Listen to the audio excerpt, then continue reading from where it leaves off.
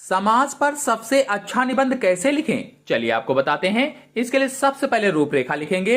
रूपरेखा में प्रस्तावना, समाज का अर्थ, समाज का उद्देश्य, समाज के प्रकार, समाज का महत्व अथवा समाज के लाभ, समाज की जरूरत, समाज की विशेषताएं और उपसंहार। फिर पहली हेडिंग डालेंगे प्रस्तावना और लिखेंगे समाज लोगों का ऐसा समूह होता है जो अपने पास के लोगों से काफी मेलजोल रखता है।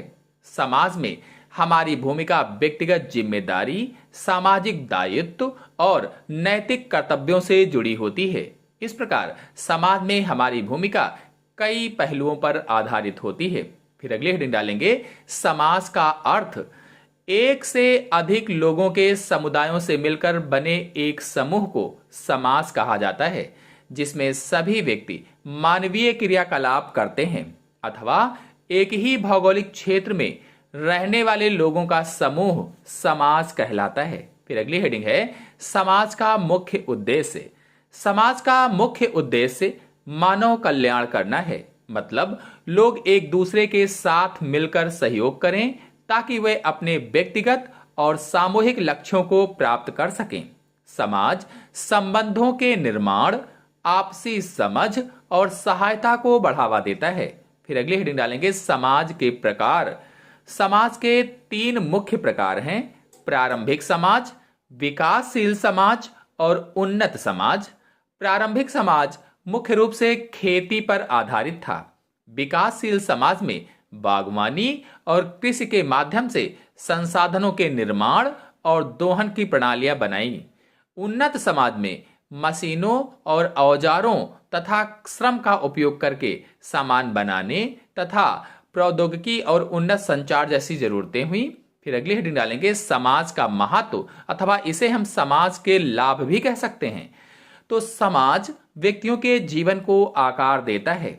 समाज व्यक्तियों की अंतःक्रियाओं, विश्वासों और व्यवहारों के लिए एक रूपरेखा प्रदान करता है या फिर रूपरेखा प्रदान करने में महत्वपूर्ण भूमिका निभाता है। समाज मानव अस्तित्व का एक मूलभूत पहलू है। यह व्यक्तिगत व्यक्तित्व के सर्वांगीण विकास में सहायक है। समाज में हमें अपने कामों के लिए समर्थन मिलता है और हमारा जीवन सुरक्षित और सुखद बनता है। फिर अगले हेडिंग डालेंगे समाज की जरूरत। समाज हमारे लिए बहुत जरूरी है क्योंकि वह हमें सुरक्षा, साथीपन और समर्थन प्रदान करता है। समाज में हमें लोगों के साथ रहकर सीखने का मौका मिलता है और हमारी मदद भी होती है।